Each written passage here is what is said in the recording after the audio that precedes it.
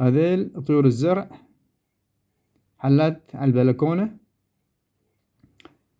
طبعا أنا أصورهم من داخل النافذة الزجاجية، والنافذة طبعا لونها أخضر، فيطلع اللون أخضر.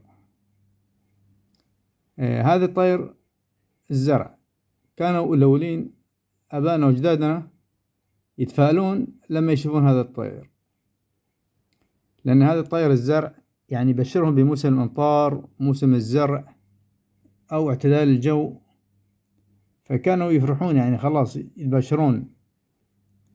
فهذا ذكر وأنثى، يعني لو تلاحظون انتو يعني سبحان الله في الصيف يعني يختفون. هذا الظاهر ان هذه يعني طيور مهاجرة.